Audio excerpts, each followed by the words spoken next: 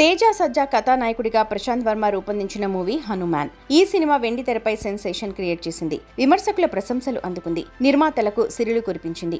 ప్రముఖ రాజకీయ నాయకులు సైతం ఈ సినిమా టీమ్ కు మంచి కాంప్లిమెంట్స్ ఇచ్చారు. ఇక ఈ మూవీ ఎప్పుడెప్పుడు ఓటీటీలోకి వస్తుందా అని మూవీ లవర్స్ యాంగ్జైటీతో ఎదురుచూస్తున్నారు. మూవీ యూనిట్ మాత్రం దీని ఓటీటీ విడుదలపై క్లారిటీ ఇవ్వడం లేదు. దీంతో మేకర్స్ పై విమర్శలు వస్తున్నాయి. ఈ క్రమంలో తాజాగా మూవీ డైరెక్టర్ ప్రశాంత్ వర్మ మరో పోస్ట్ పెట్టారు.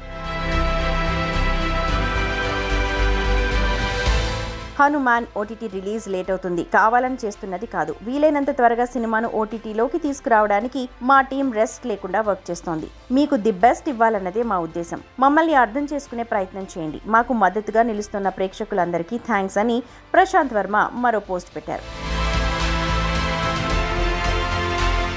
అయితే నెటిజన్లు వర్మ ట్వీట్ పై అసహనం వ్యక్తం చేస్తున్నారు. ఇంత ట్వీట్ చేసే బదులు అప్రాక్స్ డేట్ చెప్పొచ్చు కదా అంటూ కామెంట్ చేస్తున్నారు.